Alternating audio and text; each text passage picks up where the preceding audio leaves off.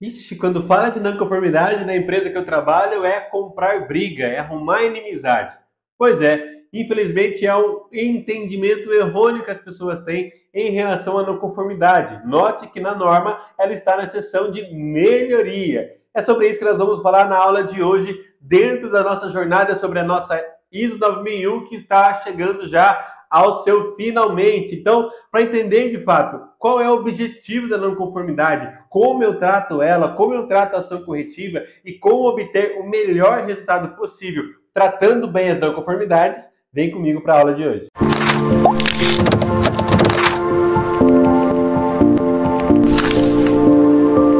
Olá, minha gente, seja muito bem-vindo aqui ao canal do 3ex. Eu sou Tom Trindade e saiba, eu não canso de falar isso, é uma alegria ter você trilhando conosco a jornada da nossa série sobre a ISO 9001. E olha, se você já está aqui comigo no requisito 10.2, estamos aqui falando já de um especialista em sistema de gestão da qualidade com base em ISO 9001, porque aqui nós trabalhamos cada requisito com detalhe.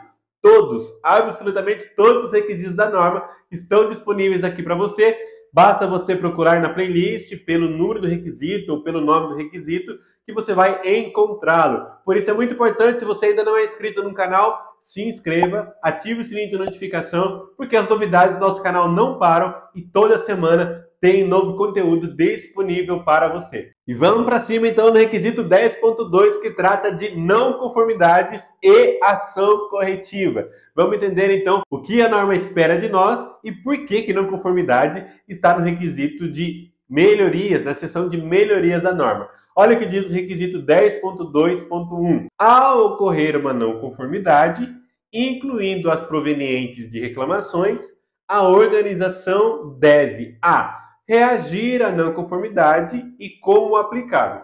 Nota, em primeiro lugar, a norma ela diz que quando houver uma não conformidade, incluindo as provenientes de reclamações de cliente, ou seja, deve-se tratar as não conformidades tanto dentro da tua empresa, do teu processo, como as tratativas devem ocorrer para reclamação de produto e de serviço, porque é uma não conformidade que nasceu no teu processo de alguma forma. Então, em primeiro lugar, a empresa deve reagir à não conformidade. Nunca vou receber uma não conformidade, escrever ela lá e tá tudo bem. Não, deve reagir a ela. E a reação à não conformidade passa por alguns pontos que nós vamos ver agora. 1. Tomar ação para controlá-la e corrigi-la. Ou seja, diante de uma não conformidade, você precisa tomar uma ação para controlar e ou corrigi-la. Ou seja, estancar o problema. É a contenção do problema. O que eu faço de imediato para evitar que o problema aumente, se alastre ou continue sendo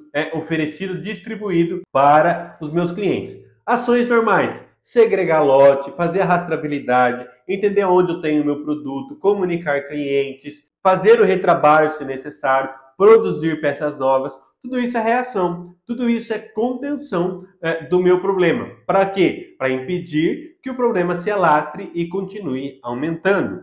Também faz parte da reação tratar o que diz o item 2, lidar com as consequências. Opa, se você tem um produto não conforme, por exemplo, ele parou a linha do teu cliente, vamos supor que você oferece para o ramo automotivo, você parou a linha do cliente. Uma consequência pode ser horas de máquina parada. Talvez você tenha aí, dependendo do teu contrato, que ressarcir o teu cliente no valor montante as horas paradas que ele ficou. Ou a tua peça pode ter danificado o produto do cliente. Você precisa ressarcir o problema, reaver o problema. Ou seja, tratar as consequências além de estancar, resolva a consequência que o teu produto ou o teu serviço não conforme realizou, para que o teu cliente não seja lesado de alguma forma. A norma também continua dizendo que, depois da reação, você precisa tratar o que diz o requisito B. Avaliar a necessidade de ação para eliminar as causas da não conformidade, a fim de que ela não se repita ou ocorra em outro lugar. É muito interessante o requisito B, porque ela diz, primeira coisa, lá no A, você tem que reagir ao problema, resolva, estanque. Depois você vai avaliar se é necessário fazer uma investigação de causa, ou seja, é necessário eliminar causa, ou seja, não são todas as ações que você sai aplicando investigação de causa e plano de ação para resolver. Há aquelas que você pode tratar apenas com a correção, com a parte A que nós acabamos de ler, e aquelas que você precisa tratar como ação corretiva. Quando eu vou entender isso? Porque a norma diz que você vai tratar como ação corretiva aquelas que você quer evitar que não se repita ou que ocorra em outro lugar. Então, qual é o principal objetivo da ação corretiva de uma não conformidade? É evitar a repetição, evitar a reincidência.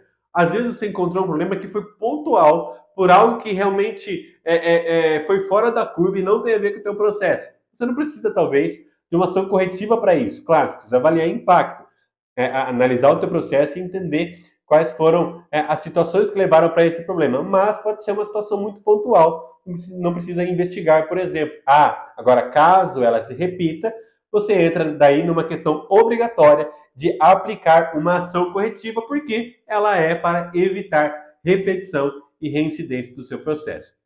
Dentro dessa avaliação, a norma traz alguns pontos para você entender, então, dentro da avaliação da necessidade para eliminar as causas. Diz na etapa 1, analisando criticamente e analisando a não conformidade. Ou seja, olhe para a tua não conformidade, entenda como ela nasceu e avalie os impactos. É isso que vai te dizer se é necessário ou não aplicar uma eliminação de causa para essa questão. Então, analisar criticamente o teu processo e a não conformidade para entender o contexto geral para a aplicação, então, da tua eliminação de causa e um plano de ação para eliminar a causa. Depois, no item 2, diz determinando as causas da não conformidade. Então definiu que vai tratar a não conformidade, agora precisa aplicar uma ferramenta para eliminar a causa. Você pode entrar com 5 porquês, você pode entrar com diagrama de Chikawa, com uma árvore de falhas, enfim, há diversas ferramentas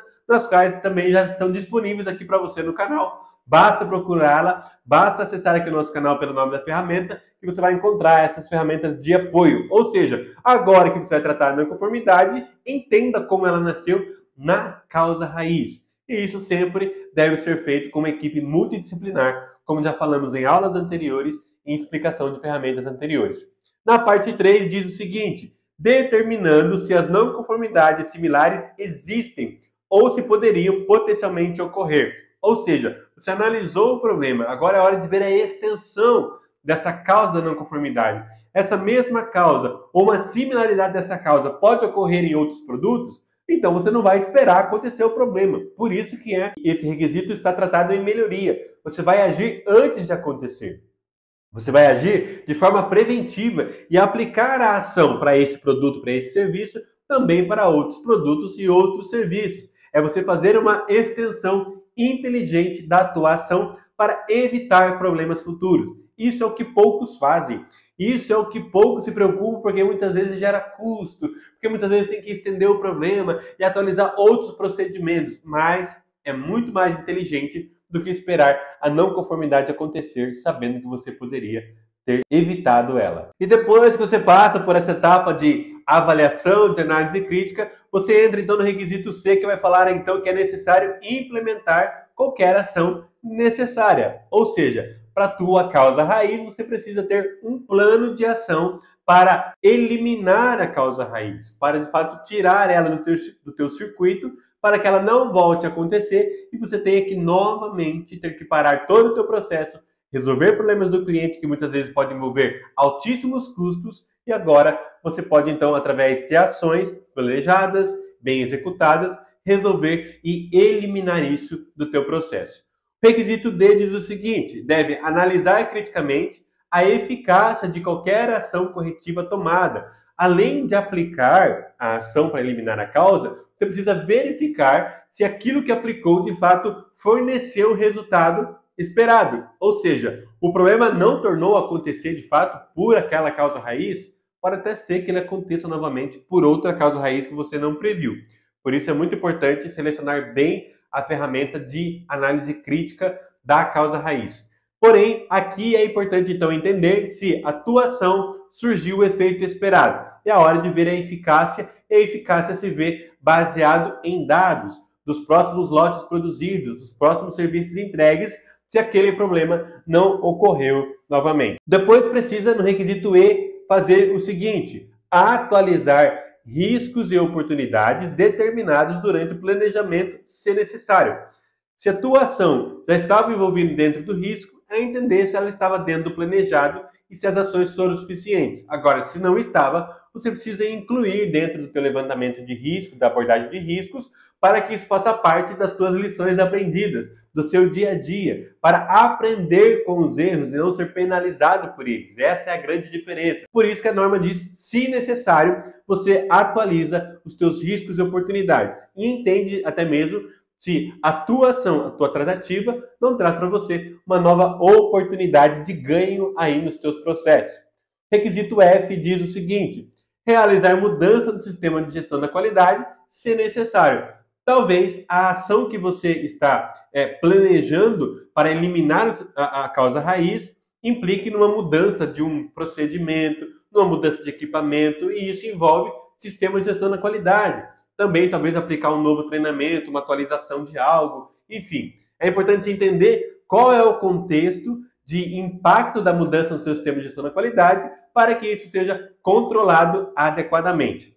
Respira, que ainda tem mais, mas é importante saber, está claro para você até aqui? Está dando para entender os reais objetivos da ação corretiva dentro do tópico de melhoria e por que se trata não conformidades aqui nessa seção da norma? Espero que sim. E para saber se está ficando claro, dá aí o joinha, deixa aí o like para entendermos o processo. Respira e vamos continuar. A norma continua dizendo o seguinte: as ações corretivas, elas devem ser apropriadas aos efeitos das não conformidades encontradas.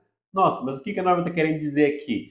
Olhe para o efeito da não conformidade e haja, coloca a tua ação de forma que ela elimine este efeito também, tá? Então não basta apenas você ter a sensação de problema corrigido, sendo que você não se preocupou com o efeito, ou seja, é importante que a tua ação seja realizada na proporção do problema geral que você encontrou. Então olhe para todas as consequências, olhe para o efeito da não conformidade. Então não adianta você fazer uma ação corretiva que vai fazer você ficar trabalhando com retrabalho. Isso não é corrigir, isso não é ação corretiva, tá? Então, ou seja, você não agiu na proporcionalidade do problema, porque você continua tendo prejuízo, retrabalho, tendo que readequar mão de obra, recurso, parando o seu processo por causa disso.